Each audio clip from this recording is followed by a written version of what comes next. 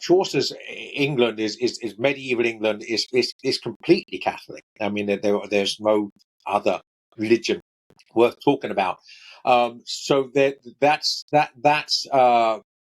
and the irony of that is, in many ways, that if the whole culture is Catholic, then it means, of course, that even the worst people are Catholic. I mean, they might not go to church. They're in mortal sin, perhaps, but they're not denying the truth. They're not saying that the Catholic Church isn't true. They just don't want their life to be governed by moral principles. They want to do their own thing. In a nutshell, about literature with Joseph Pearcem.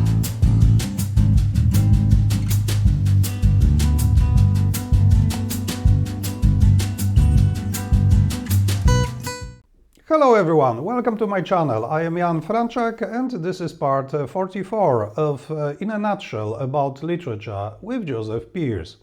In the previous episode we discussed the topic of literature and conversion, specifically whether literature can lead us to conversion and ultimately to salvation.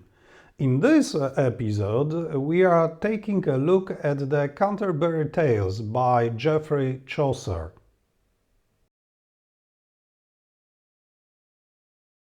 What about Chaucer? Because somebody can say, oh well, it is some people on a pilgrimage to Canterbury and telling stories, and it is something like Boccaccio's Decameron, and probably written in this Old English, or actually it is technically Middle English, yes, if I remember. We have Old English, Middle English, and Modern English. And so it is difficult to read. And what would be the reason to read Chaucer? And the book was not finished, in addition to that. No, it's not a finished work, but because of its form, in other words, because essentially it's different people telling stories, that the individual tales, the individual stories stand up by themselves. So you can read the Nun's Priest Tale as a standalone story, even though the whole, which is absurdly ambitious, how he ever thought he would be able to finish it anyway, the idea that he had. But the individual stories are wonderful, and the key thing about it is that it's a meditation on the 7 deadly sins. So different stories look different sins. The parson, who's a saint, and most of them are miserable sinners. But you have within that. So in the general prologue at the beginning, we're introduced to all the characters, and so most of them we know are really they're not good people, and their tales in some way are going to reflect that. Right? These are miserable sinners talking about miserable sin, but even then there are lessons to be learned. But the parson is the epitome of the perfect parish priest who's a saint. He has a brother, the ploughman, who's the vision of the perfect layman, again a saint.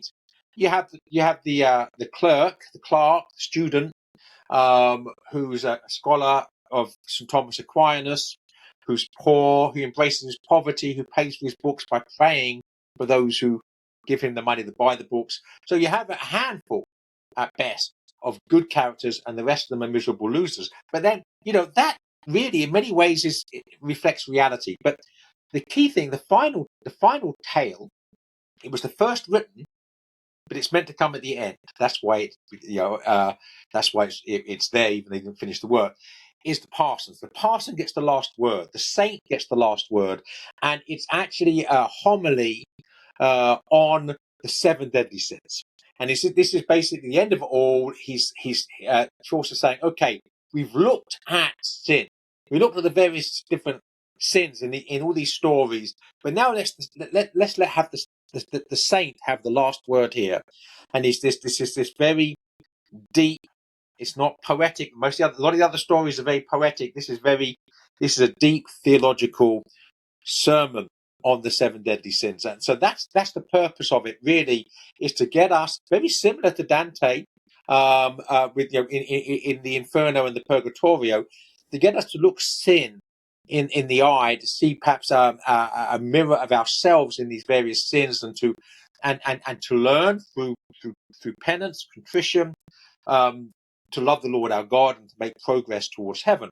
That's basically what Chaucer's doing. The same thing. He's a devout Catholic, and so that's made manifest in it. So yes, it's a great work of Christian literature, and yes, people should read it. And no, Middle English is not particularly difficult either. It doesn't take that much effort to actually to read Chaucer in the original Middle English. But you can also get translations. You can also go. My favourite is the interlinear edition. So you got the line of Chaucer's original, and underneath it you've got a translation where you can actually compare the two. Then you're basically getting a little sort of lesson in Middle English while you're reading it in both the original and translation. So I've got one up there looking at it there in interlinear translation. But the Canterbury Tales, it is different England, I suppose, than Shakespeare's, or is it really? Because it is England which is Catholic. It is different. Obviously, Shakespeare's writing at a time where it's against the law to be a Catholic, where it's punishable by death to be a priest, where it's punishable by death to hide a priest from the authorities. Chaucer's England is medieval England is completely Catholic. I mean, there's no other religion worth talking about.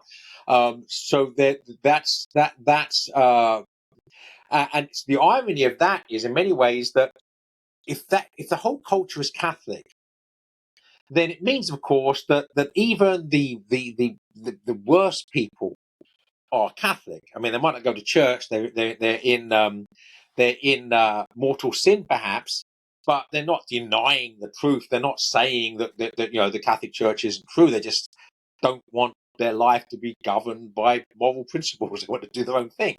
So the point is that all these miserable sinners are part of the very fabric of society. Whereas in Shakespeare's time, to be a Catholic, a practicing Catholic, required great sacrifice. Whereas in Chaucer's time, everybody, to some degree, was Catholic. But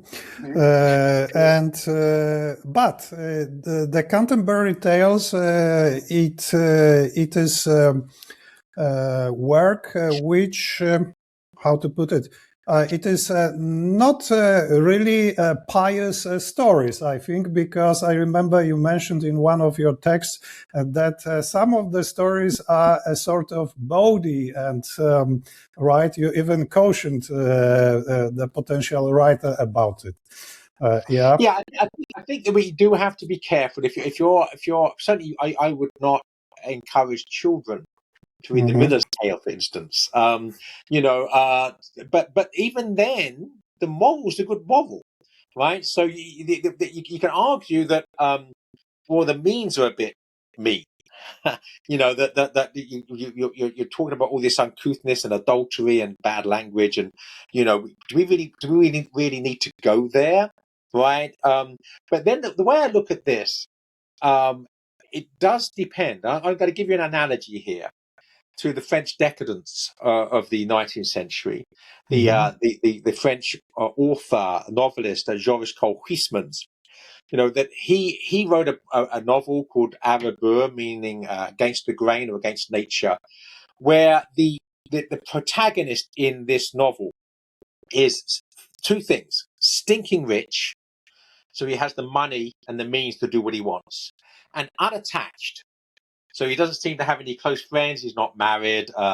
He doesn't actually have any children or any parents. So he's a loose agent with loads of money. He can do what he likes, and that's what he does.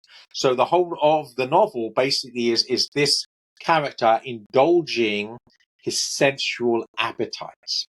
But at the end of it, the very final, this is a spoiler, by the way, but at the very final page, there's a cri de coeur, right? A cry from the heart to a God that he doesn't even know exists, asking for help.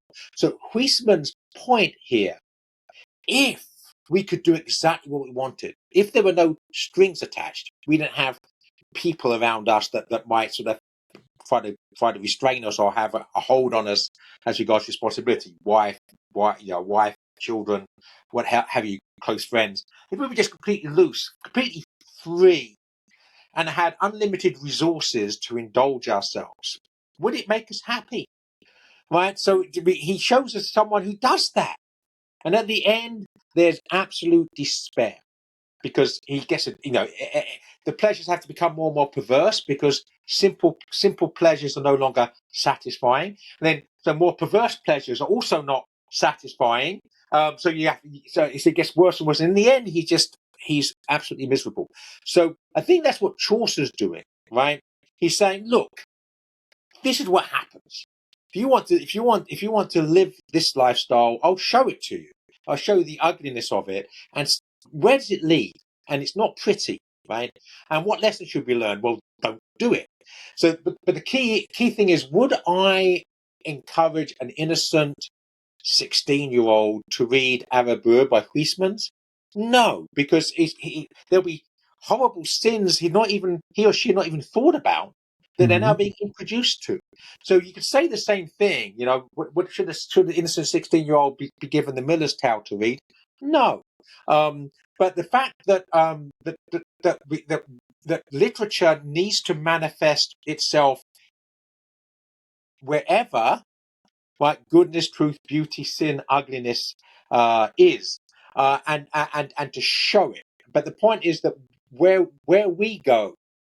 I mean, for me, it was reading that book because I've been a miserable sinner, right? Reading Canterbury Tales, but I read that later. But reading Huysmans on my journey I actually read Arabur, I think, in prison. Now, it had a very profoundly edifying impact on me. Now, this is where sin ultimately ends up. It's sordid, it's disgusting, it stinks. At the end of it, you stink.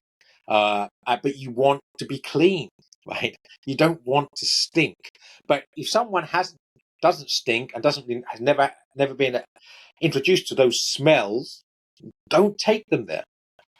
When you are talking about it, I'm inclined to think if only the modern world paid heed to old stories, like Chaucer's or the writer you mentioned.